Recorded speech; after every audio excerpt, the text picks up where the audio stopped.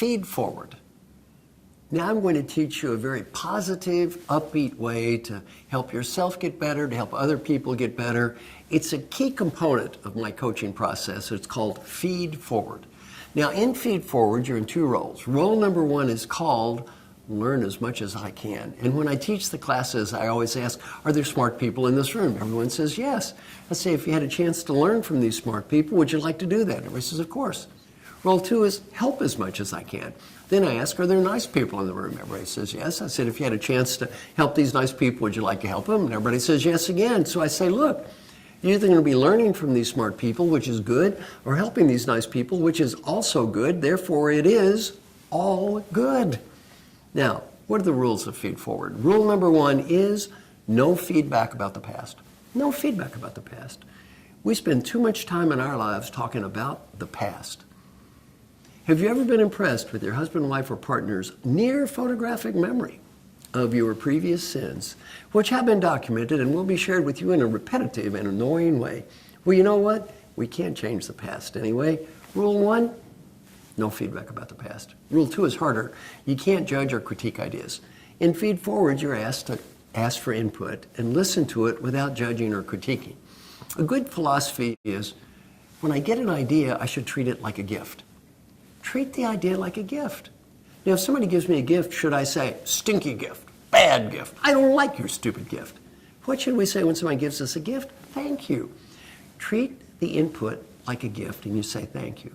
Now, how does Feed Forward work? Well, you can do this with a team, a large group. I've done it from 6 to 6,000. Each person picks one area to improve. Not 30, not 50, not 101, and whatever they pick needs to come from their heart. Then each person says, my name is, I want to get better at. The other person gives them one or two very quick ideas for the future, no feedback about the past. They say thank you. The other person says, my name is, I want to get better at. One or two quick ideas for the future, no feedback about the past, thank you. They shake hands and rush off and talk to another person. The goal is to talk to as many people as you can when I do this in a large group, maybe in 5 or 6 minutes. At the end of the exercise, I say to the group, I want you to complete this sentence with one word. This exercise was, and they all say positive, simple, helpful, even fun. What's the last word you think to describe any feedback activity? Fun. Has anyone ever called you up and said, I have feedback for you, I'd like to have you come into my office? And you said, fun, fun, fun. Fun is the last word you think of. Yet when I do the Feed Forward exercise, no matter what country I'm in, 95% of the people say it's positive, useful, helpful, or even fun. Then I ask, why?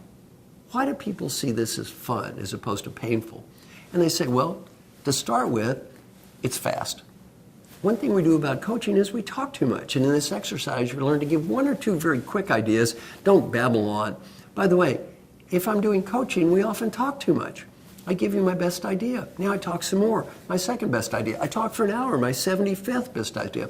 What happens to the quality of our ideas? We keep babbling. They get worse and worse and worse. And you don't remember my first good idea. You remember my last stupid idea. Another term is it's simple. It's not too complicated. It's positive. It's focused on a future you can change, not a past you can't change anyway.